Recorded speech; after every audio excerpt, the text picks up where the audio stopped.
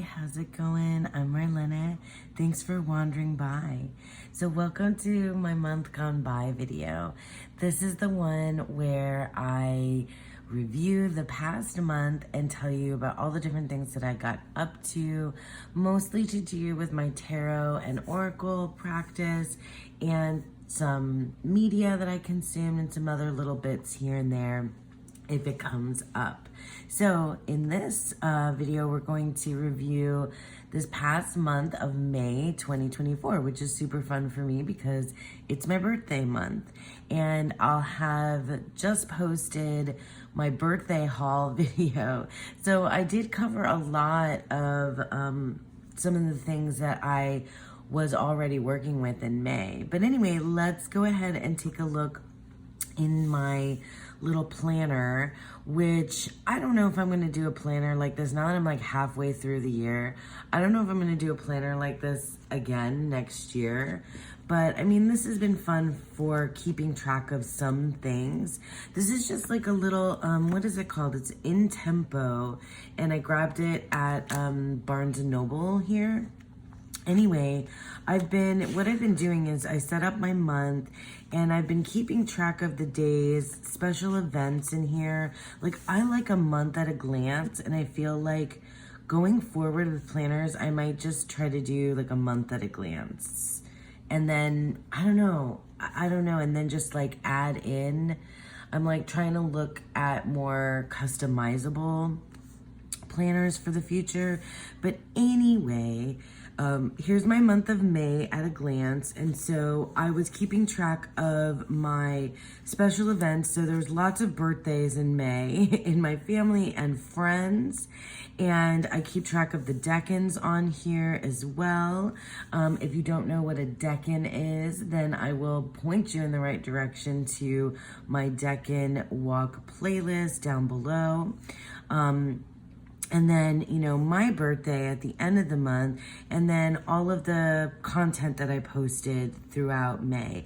But really, this is more, I don't like pre-plan anything in here. I sort of like go back once it's been done and like check off that it's there. Just so it's more like record keeping than planning, if that makes sense to you. Here's where I kept track of, and this is like, this is like one of the ugliest versions I've ever done of this, where I kept track of the media I consumed, the decks that I was working with, and the practices that I got up to. So let's first talk about the media that I consumed. And it's funny, the things that I wrote down here, because now by the end of the month, like, it's been a while. These are things I did like maybe towards the beginning of the month. Anyway, there's only one show and one like movie trilogy. Is it more than 3 now? I think there's more in the newest version. Anyway, I did a Sex and the City rewatch. Now, I love rewatching shows. I don't know about you guys, but I absolutely love rewatching shows from the 80s and 90s and the early 2000s. It's comforting. There's a ton of them that I watch.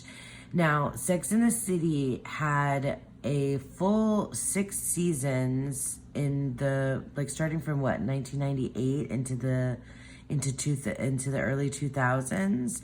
So at that time in my life, I had just graduated from high school and I was in college, and it was like my early 20s. So that's like the pivotal moment in my life where Sex and the City hit. So it was really formative for me in terms of like the kind of, you know, like the kind of pop culture stuff surrounding relationships, like women in relationships. It was everywhere. It was like really a big part of like my social consciousness, like at that time, like, I don't know. Anyway, it was just really formative for me. And then they made 2 movies for Sex and the City, and I saw both of them, and both of them were horrible. I went to see the first movie in the theater with, I think with my sister and our friends. It was like an event to see that first movie. And then the second one was, they were both terrible. I mean, I love the franchise, but they were really terrible movies. And then I talked about this like I want to say sometime last year. I finally watched the new Sex and the City. What is it called? Oh God, it's like one of those phrases that Carrie says all the time. Anyway, the new one of them now in their 50s, etc. So I hadn't rewatched the whole series from the beginning in a long time, but it's one of those shows that I did have all the DVDs. I watched it when it was on TV, like as it was coming out, and then I rewatched that show like several times on the DVDs, like several times throughout my 20s. Like I would do rewatches often because I just was obsessed and loved it. And like, yeah, it's so funny to me because because I haven't watched it for like what, 10 to 15 years. I hadn't watched the whole thing. Sex and the City, like from my perspective now that I've been with the same person for so long and as a mom, and it's just like, it was just really, really interesting to rewatch it. But I have memories of what was going on in my life at the time that I was, really into that show, like at the end of college, and like who I was dating and like all that, drama and like stuff that was going on at the time. And like, yeah, I always preferred like not the main character to, in shows and movies and books, I often like tend to gravitate towards like the sidekick characters, or like the not marginal, what am I trying to say? The secondary characters are the storylines that I tend to like get into more for whatever reason. And so I was always really, really invested in Miranda and Steve's relationship more than Carrie and any of her relationships. Miranda and Steve were they were the ones that I like, and I could rewatch that, the episode where Miranda runs out into the rain.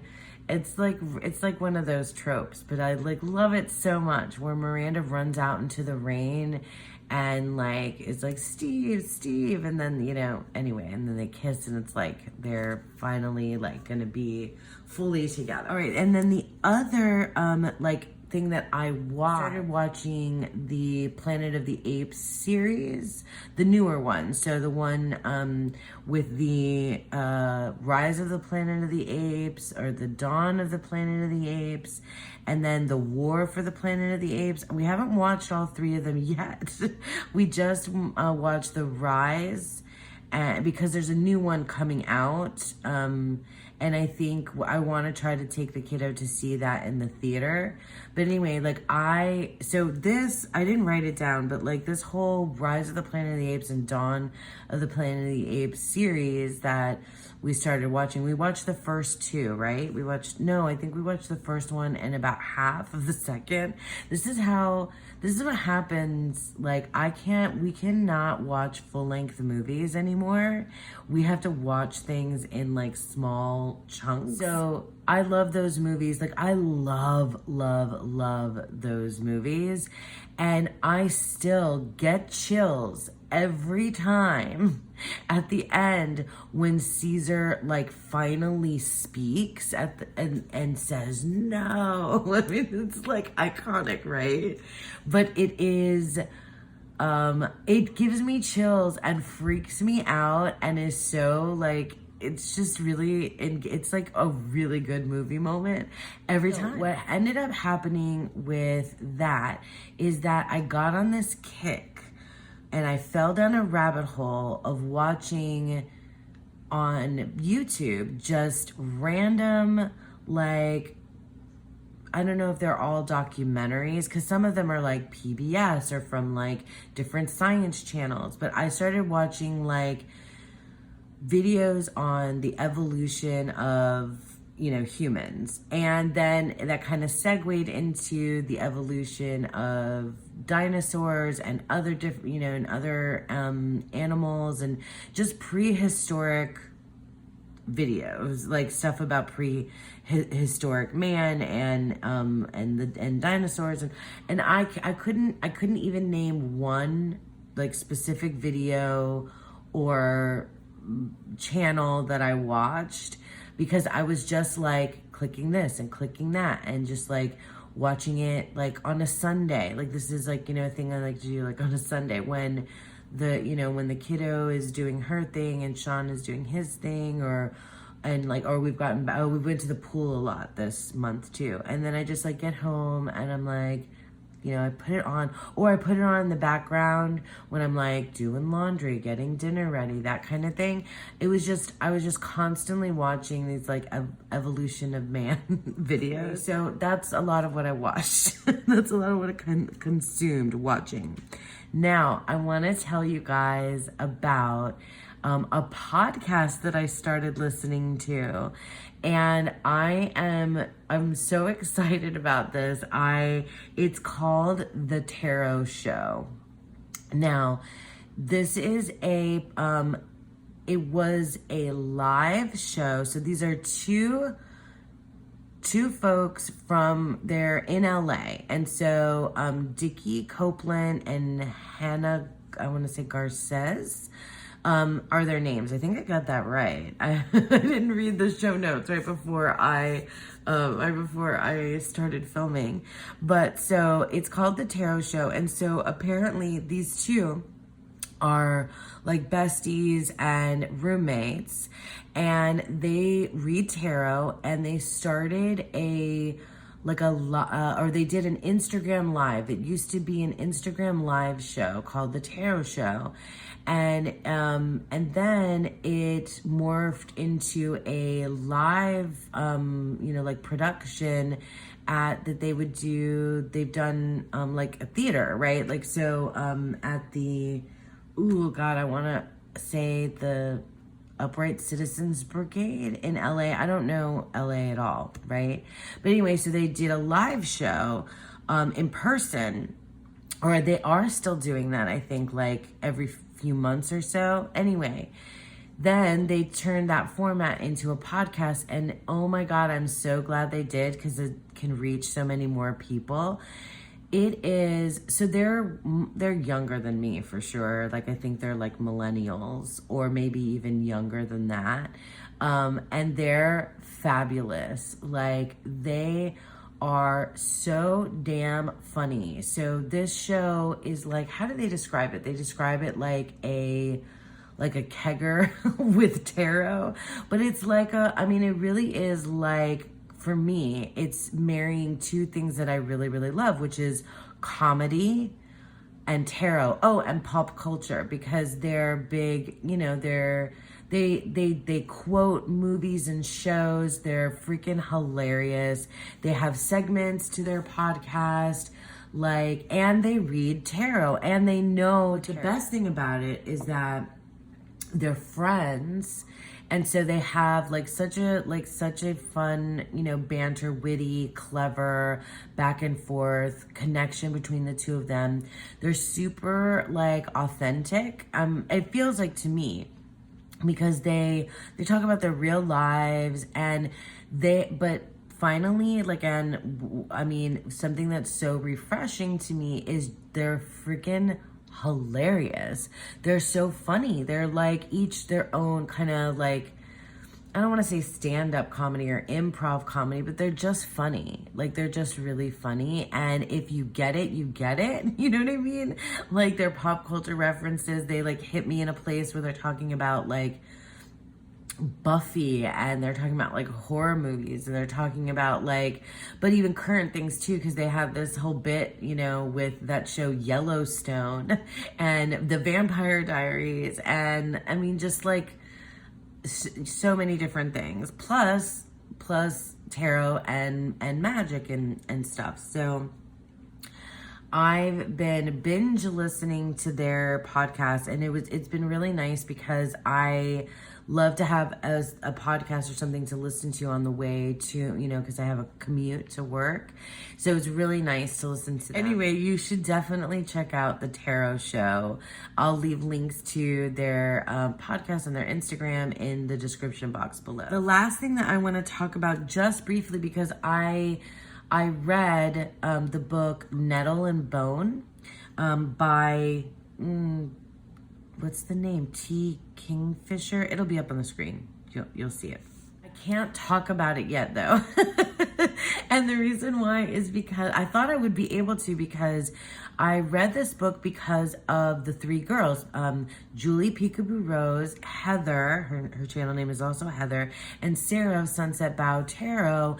They did or are going to do a 3 Girls 1 Book live stream, and this was the book, sort of part of the book club, you know, that we are doing, and they had planned it for May, but there were technical difficulties and then they couldn't have the live stream. So actually it worked out perfectly for me, because I wasn't going to be able to make it to that live stream, and now I can. So I did finish the book. I did really like it. I have lots of opinions, and I just, you know, I just really enjoyed a lot of that book, but there was also stuff that I just have kind of strong opinions about as well.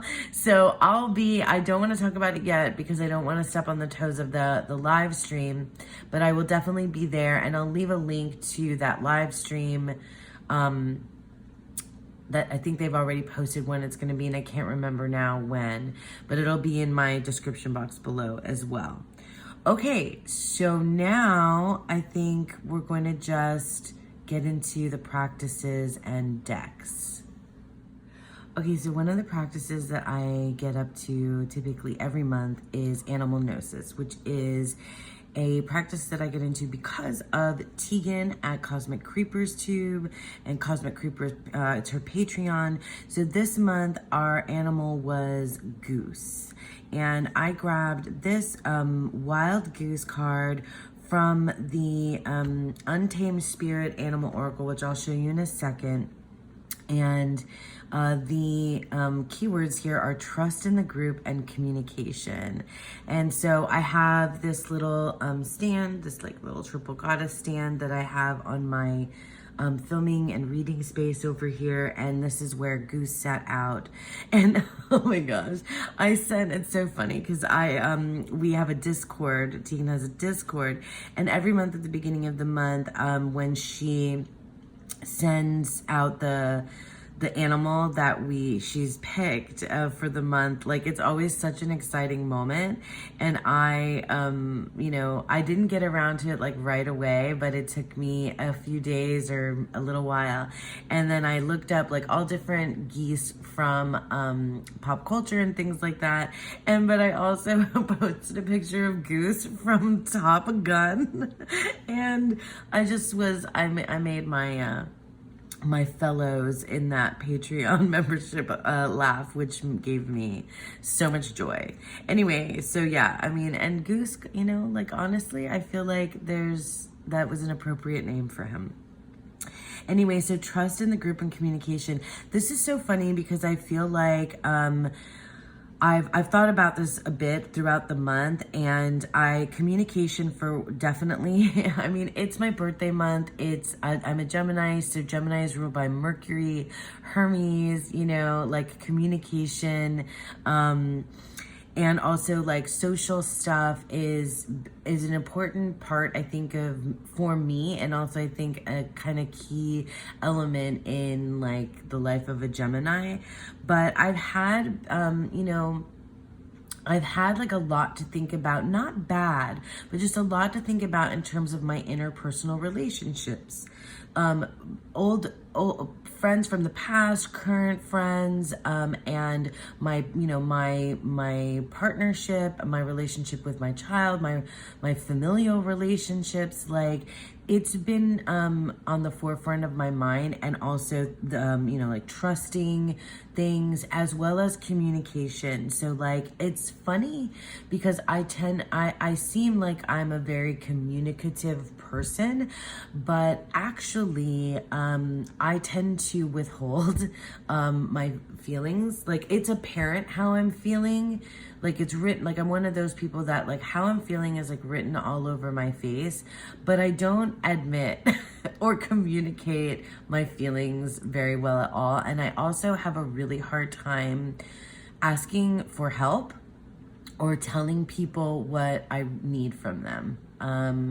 So I tend to like keep quiet, and so those themes like came up this month. Anyway, I'll show you this. I've shown you this deck many times. It's the Untamed Spirit Animal Oracle. This has clearly been my go-to for animal gnosis for some time. I actually did some readings with it recently though for other people. Which is really funny that communication and trust in the group is part of things, because I also kind of realized this month of May that I want to do more readings for other people, and I'm working on something for like in my in my day-to-day personal life, but also in for the channel that I want to try to do, because I really have a hankering. I don't talk like that. I really have a desire. That's better. I have a desire to read for other people. So anyway, I love this oracle, and it worked really well to read for someone else. And it's my jam for sure for the animal gnosis. And I just, goose, I paid attention to a lot of like the metaphor of goose this month, but also I did see some really cool Egyptian geese, which are not native to my area, but I'm pretty sure that's the type I saw. I'll put a picture up of what Egyptian geese look like by a canal on my way to work one day, that I just thought was like amazing, because they're really kind of haunting and kind of creepy looking because of their coloring. So I don't know, it's just really interesting. Trust in the group, and then this like flock of geese that were like kind of, I don't know, just kind of ghostly popping up out of nowhere.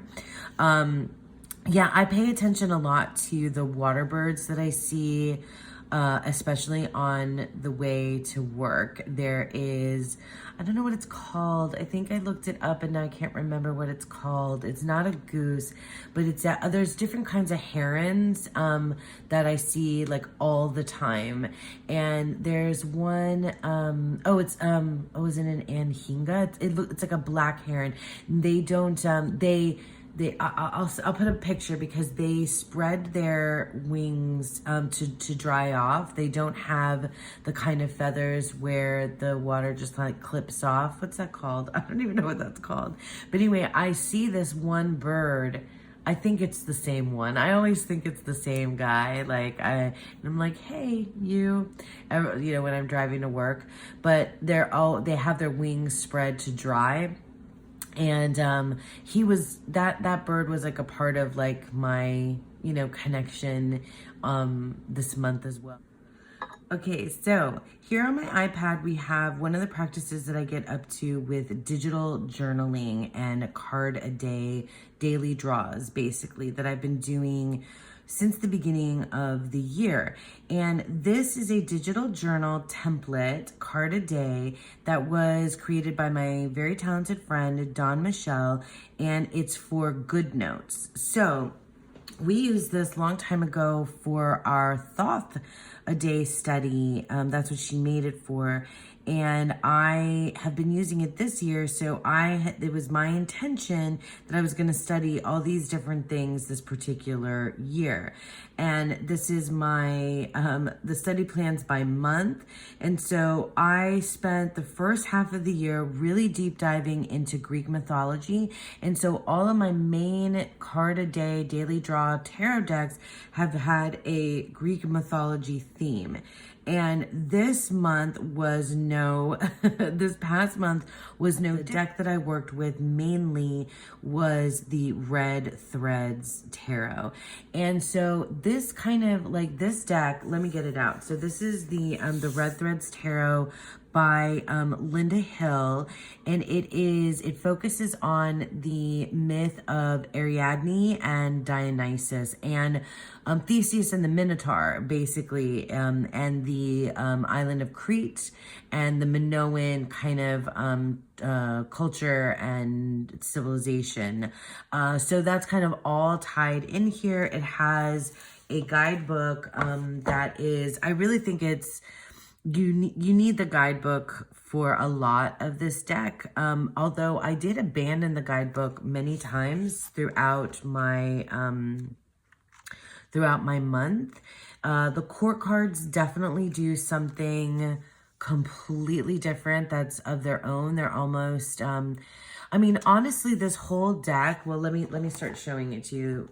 This whole deck really oh, and it comes with I have to smell this every single time I open this. And then it has the Dittany of Crete, the tea that it came with, and then this Red Threads. This this poem I found. I read this poem a lot throughout this month, and I also combined this with a song by oh my gosh, the why can't I think Weezer called the Sweater Song. I know some of you might remember that, but it's about like unraveling. And so I wrote a poem. Maybe I'll post it, something with that one day. But I wrote a poem that with these two poems in mind. And then also, I guess I'll show you this. This came with the deck as well. It's got stuff stuck to it. And I put on my red thread, and I've had it on ever since. And it's just become really meaningful to me, the symbol of the red thread. I know that there's a lot of different, I don't know, cultures, religions, associations that folks have with the red thread. And I really, really love the labyrinth myth and the spiral and the, nothing you can do to stop time's unfolding. You don't ever let go of the thread. That kind of idea is really just like permeated, my life, my philosophy kind of. And I love it. And so I put this on, and I'm just going to keep it on until we'll see. I think taking it off will be like a big event. So anyway, here's the deck. And I really, really, really, really love this deck. And so having said that, the card stock and the size of this deck just make it so difficult to work with. And I that bums me out a lot, because I really, really enjoy this deck. And it's a very spiritual thing for me. This deck has, it just was very significant. I treated it in a different way than I kind of did any other readings. It wasn't just like a daily draw in that I, it was like, oh, here's the energy for the day. It was like, this is my, I was just really connecting with it on what it felt like a sacred level, which is kind of like, I feel silly even saying that sometimes, because I've been a person who was not into anything spiritual or sacred for a very long time. so I'll show you how it went, through my iPad, through my, card a day, so you can see the cards that I got. But I can tell you, that, yeah, I feel very connected to the myth. I feel very connected with Dionysus, and I feel like Dionysus may be one of the most misunderstood gods. He he's so much older and ancient than I think people even realize, or at least my perception of Dionysus. And I think like the more modern, like, and so like Bacchus is the Roman name for Dionysus. And I think he gets conflated also with Pan. But in any case, God, this is a beautiful card. These blues get me. But so I think like folks, I think there's like a superficial way that folks think of Dionysus. And I think I was one of them for quite some time. But having gotten to know Dionysus, it is, I very rarely invite like or I very rarely feel connected to or invite like a masculine, like the divine masculine into my like spirituality, just because that was what I, as a Catholic, like that's something that I grew up with, like, for a long time. So I felt like I was breaking free of that. And I think a lot of us, feel that way by getting more into like goddess work. But in any case, I've discovered that, oh God, I love this Nine of Cups. Is that not gorgeous? I've discovered that like this myth, this like Dionysus specifically, is something that it means something to me. I won't get into it too much, but also the Minotaur. So like Theseus and the Minotaur, the myth of Theseus and the Minotaur, especially the Minotaur, the monster that he is, kind of carried over a theme from last month. If you watched my April, you heard me talk about Medusa and the monsters. The dark god. Look at that. I just love it. You heard me talk about Medusa a lot in that, in that video. And the Minotaur is just another, not just another, I shouldn't say that, but it is another metaphor, symbol, and kind of sacred thread of this idea of the monster. Like, who is the monster? What is evil? Like, what is bad? Is it me? Is it something outside of me? Is it, that kind of thing? Like, and on a personal level, that like gets into like things like, who is at fault for whatever, these things are like that happen in interpersonal relationships. Let's go through this. Let's look at May so that you can see what I got up to. And so basically you can see that I pulled a card a day, and then at the end of the month, that's when things start to peter off for me. But also because I had like my birthday, this was my birthday week this last week. So I didn't even X off the places where I, where I didn't pull daily cards. This last week, I've just been playing with all different kinds of decks because I got new things in for my birthday. But I can show you here, this is the day on May 7th is the day that I put on my red thread. And it's funny because I did celebrate, and I didn't even make a big fuss about it here on the channel, but I did celebrate that it's been 2 years now, my channelversary. I've been on YouTube now for two years, which is crazy, crazy, crazy. Okay, so let's go through. Oh, here's my year ahead reading, and I show you guys this every month. This is a reading a friend did for me, and I wrote like a little year-long kind of poem for every single month. And May 2024, I got the Seven of Swords and the card Healing. So that's from the Spolia Tarot. And this is from the Oracle. You think I would be ready for it, but it's an Oracle deck that I never remember what it's called. These aren't mine. A friend did this for me. So so my little catchphrase for the month is healing to sustain myself. And that is so true.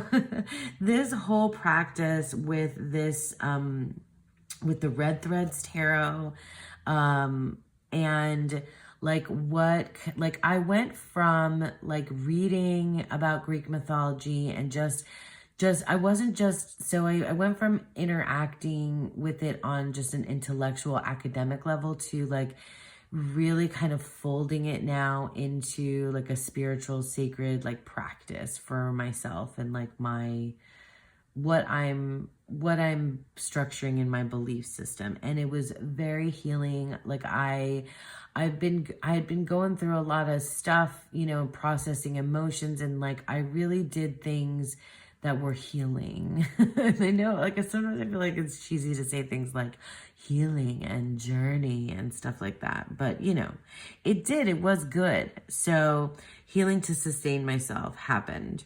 So I'm just gonna like, I guess, go through the days, and you can see, oh, so when another deck pops up, if I have it next to me, I'll show it to you. But some of the other decks I've been,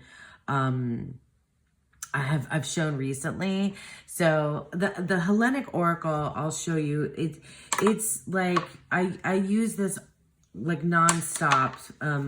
I've slowed down maybe a little bit, but I've been using, this is a bag made by Krista at Crochet Witch Wears is her shop, but she's Krista Chronicles on YouTube. She's a friend and she's lovely.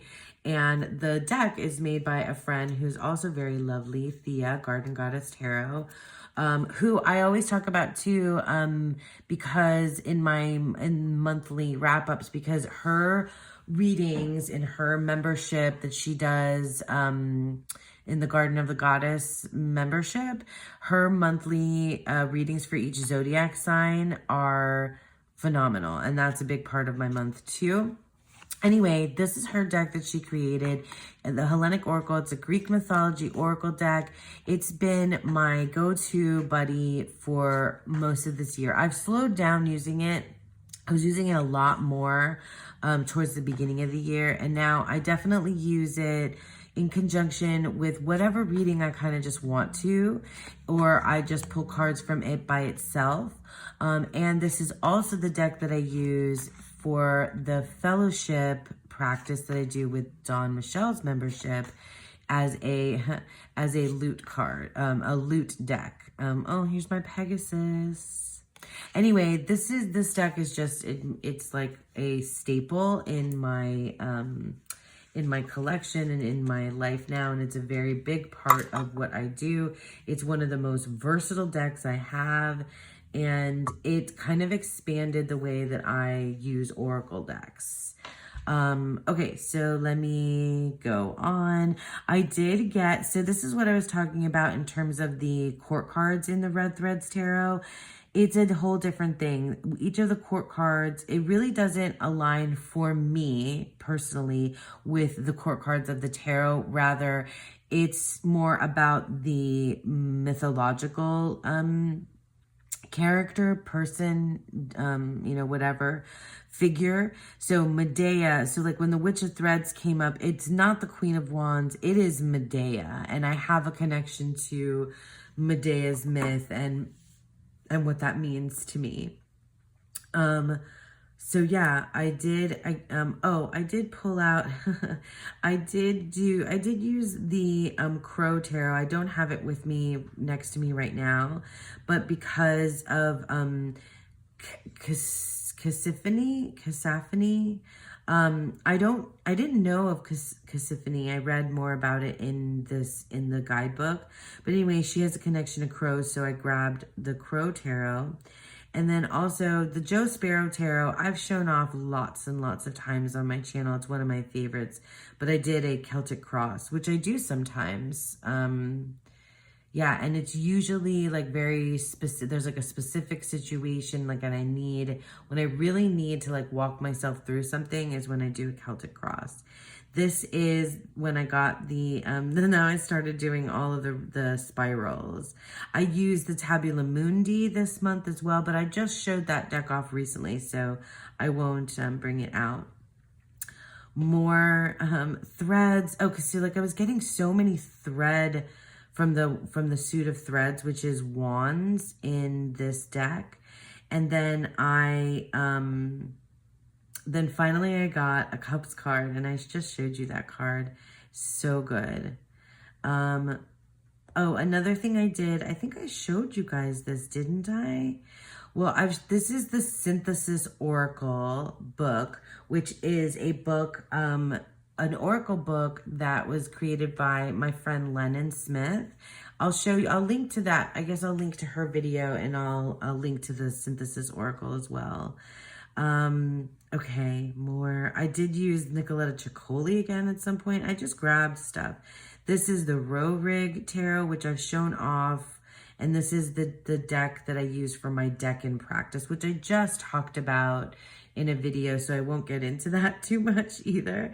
So you can go back and watch that. This is from the Seasons of the Witch Beltane Oracle, which I just showed off recently. Oh, and I showed Litha too, so I was showing that. Yeah, here's another court card. Oh yeah. I was doubting the red thread. It was so funny. I was doubting having put the red thread on, and then I got the card that that really compelled me to want to put on the red thread. More. Oh, and then here's where I started using Lennon's deck. So I talked about Lennon's book, The Synthesis Oracle, but I started using the Wild Essence Thoth from here on out. And yeah, it's about halfway through the month. And so this is the Wild Essence Thoth. It's a photographic deck. It's fantastic. It's one of my favorites. I talk about it a lot, I think. Look, oh geese, yeah. I pulled this card too, and I was really excited. I sent a picture of this to my peers in the Discord, and in the Discord for Tegan's group. It was so fun. Yeah, I love Lennon's take on the Thoth, and so this is such a good deck for, now I could like really read with it. I used to just like kind of study it with the Thoth for a long time, and now I can really read with this deck, and it was a really good companion to the red threads. Love that Princess of Cups with the turtle. Anyway, so you'll see it more now, because as I flip through, there's going to be more of the Wild Essence Thoth. Oh, another deck. I've shown it off. I have a whole walkthrough, and I just talked about this, the other day, is the Unicorn's Journey Tarot by Lisa Pepez. The Kickstarter has ended, but I know I'll find the links to where you can find out where it will eventually be if you missed out on the Kickstarter for the Unicorn's Journey Tarot. And then that's the Pegasus Oracle, which I literally just showed recently too. Here's more Wild Essence Thoth, and I love this Two of Cups so much. Oh, and then this is, what day was this? The 17th. Yeah. So I got my little Pegasus, Peter Pegasus, and the Pegasus Oracle had arrived, and I used it with the Seasons of the Witch and the Unicorn's Journey Tarot. And I did this reading that was really just, amazing. Like, first of all, this is from the Seasons of the Witch Litha. And just as she has like the skull of a unicorn, it festers when left in the shadows, bring it to life by giving it away. Like, this was really significant and important for me, I've just had so many lessons in letting go. And like, just when I think like I know how to let go of something, I realize I don't. and or how to process something in order to let it go. And this helped me again and again with that idea. So more unicorn. Oh yeah, so another practice that I get up to is with Lisa Pepez's membership is our self-worth practice. And there's no other deck now, I think, that I will want to use for self-worth work than the Unicorn's Journey Tarot, now that I have it in my hot little hands. So this was a reading that I did for facing fear. And then here is the Wild Essence Thoth.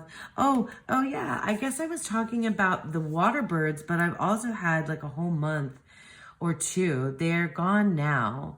I don't hear them. But at the end of April and at the beginning of May, the mockingbirds in the trees right outside my window were just so chatty, like singing, talking all day, every morning, so loud. Yeah, so I have a picture of them in here. And then, Dionysus, I already talked about Dionysus. And this is more Decan stuff. So this is on the day of Gemini 1. I got my Decan, my Decan spread that I created. I have a spread book. I've talked about it, and I always leave a link to where you can get the Decan Walk spread book in the description box. But anyway, I did that reading as well. And then here, I think, is where things start to peter out for me. Oh yeah, I did this little reading with the Wild Essence Thoth. And then more, I was just really loving, like, pulling my one card, but I just needed more. And so the Wild Essence Thoth really worked well for that. Oh my God, this is a reading that my baby girl did for me. So Rory pulled from her decks. This is from, I forget, it's a goddess deck. I forget what it's called. I'll put it in the description box. And this is the Garden Dragon Oracle. And then this is the Buffy Tarot. And she did a beautiful reading for me. Like, she's awesome. And then Five of Cups on this day. And I think that's it. Yeah, that's it. That's when I stopped doing daily draws. So now let's talk about the last one I'll talk about is the fellowship. Yeah, that's what I always end with, the Fellowship of the Weavers. Okay, so the last practice that I usually talk about in these videos is my practice with Dawn Michelle's membership, the Fellowship. So this is a narrative tarot journey inspired by D&D, and this month the theme was the Mermaid's Cove. So you can, it's an ongoing story, but you can also take it separately. You could also completely just ignore the narrative and just do tarot with the spreads that she gives us. So anyway, this was the Mermaid's Cove, and this is the kit that I like to use. So I love a large Peggy bag as a kit. It takes several decks that I use for the Fellowship, usually 2, sometimes 3. But in any case, I wanted to use, and then so here's like our inventory. I wanted to use a mermaid deck, but not an obvious mermaid deck. So the Stunning Tarot is a deck that I hadn't really used since I got it. And it has mermaids in the sword suit, which is weird, right? But it has mermaids in the sword suit. Now I'm not going to come upon any mermaids. And, oh, there she is. Yeah. So lots of mermaids in the sword suit. And also, it's really interesting how much of an intuitive reader this deck is. There's a mermaid. Even though, like, Yonasa Yaos, I guess, the other deck, her other deck is inspired by Marseille. I'm not sure if this is a Marseille inspired deck, but she just does kind of her thing anyway. But for whatever reason, even though there's mermaids in the air suit, and these cards just kind of do like their own thing, it's really intuitive and it really works. I wasn't expecting that, because actually I was worried that this deck might not be for me, even though it's so stunning. It's so beautiful. It's so like, you know, it was so hard for me to get, and I finally got it. There's my card. I'll leave it out. That's the Watcher that I had for the month. Look at this. So pretty. It was actually it was a deck that really worked, is what I'm saying. You know, it really worked, even though I feel like it shouldn't. Is that a weird thing for me to say? Like, I feel like this deck shouldn't work for me, but it does. And then the other deck that I pulled to work with alongside the and you'll see, I won't put them side by side because you'll see how they work together in my digital journal here, is the this is the Flowers of the Night Oracle by Sherilyn Darcy. I was just talking about, I apparently really love Sherilyn Darcy's work because I have 3 of her decks and they're all some of my favorites. So I edged mine in black, and sometimes it has an animal on it, but it has the plant and a keyword, and these are like my jam.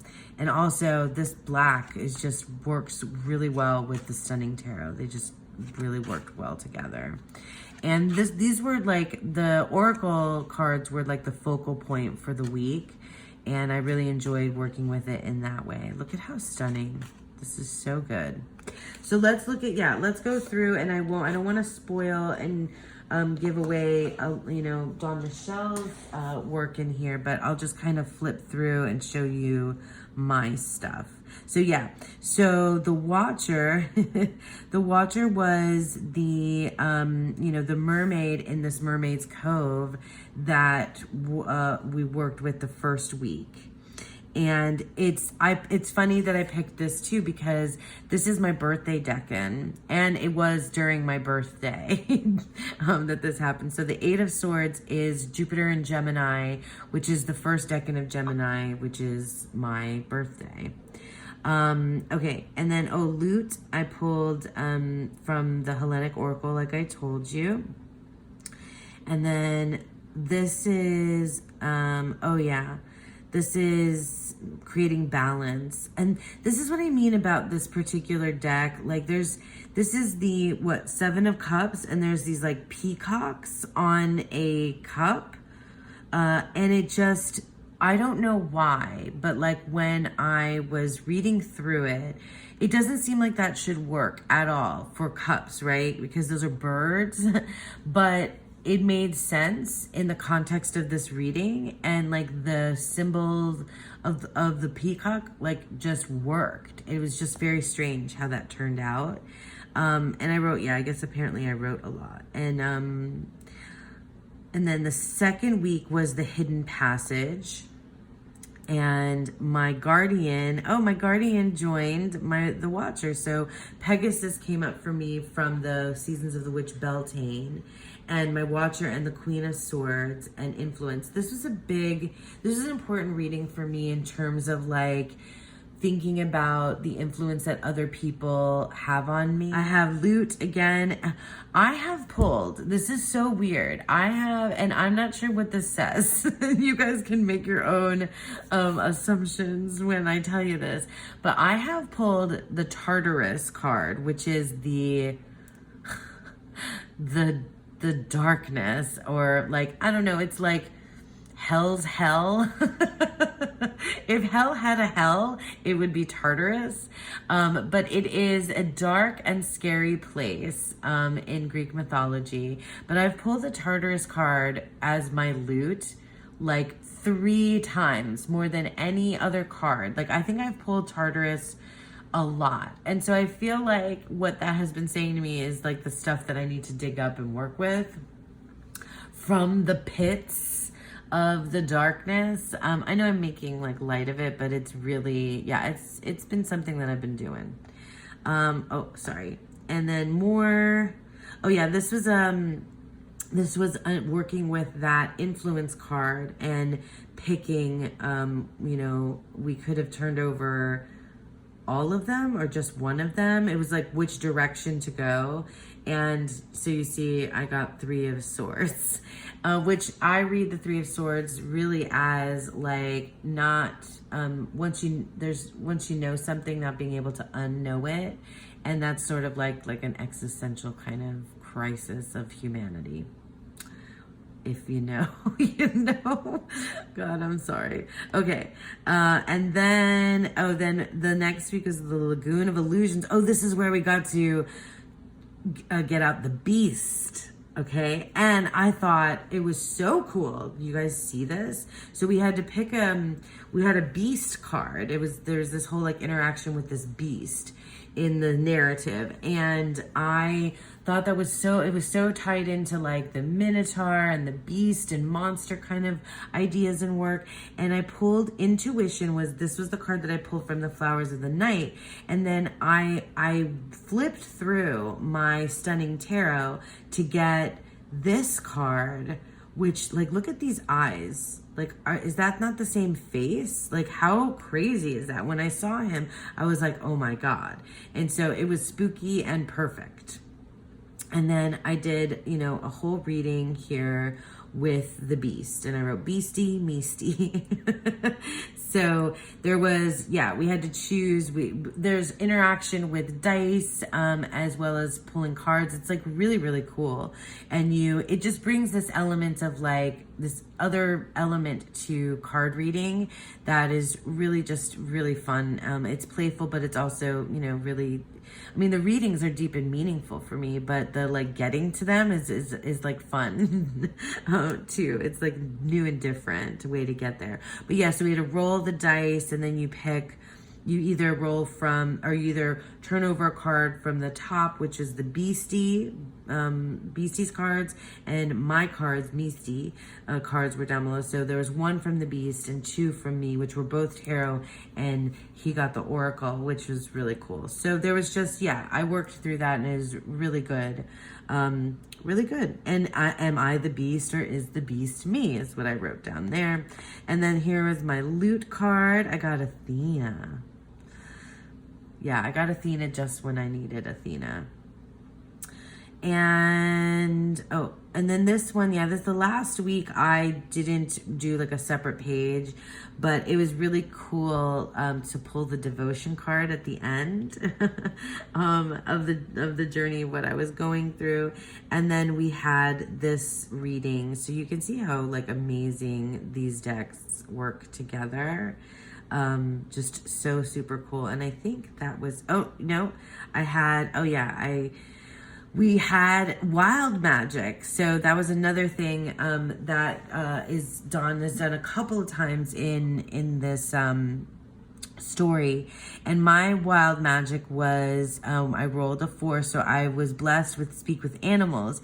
So I went through my my Flowers of the Night Oracle and picked a card. And it was really funny because I previously in this narrative with the fellowship, I had a companion that I could have chosen to go along with me. And that companion was, well, it was Wolfsbane, and then it became the wolf. And I was just not ready to have the wolf join me. And it's just funny because when I was flipping through these cards, I pulled I found the wolf again, and the word was commitment. And I was like, okay, I guess the wolf is back. The wolf is back. I'm not sure if the wolf will be joining me again in the next leg of this journey, but at least for this part, the wolf was here and had things to say. And then I also put my Wild Goose card in here because that was my animal for animal gnosis for the month. And then my Loot card was Aphrodite. And it's just really fun to get Athena and Aphrodite one after the other. Those goddesses are like just amazing energies to work with. And yeah, that was awesome. I think that was it. Yeah, because next time, spoiler, is the Fire Mountains for the Fellowship of the Weavers. All right, so that's it. I think this might have been a much shorter month gone by episode than I've done in the past, but who knows? I chatted and babbled at you quite a bit. So I hope that you guys enjoyed that, taking a look back at my month of May 2024. Thank you so much for sticking with me, and I hope that you all have a beautiful, wonderful day. Bye.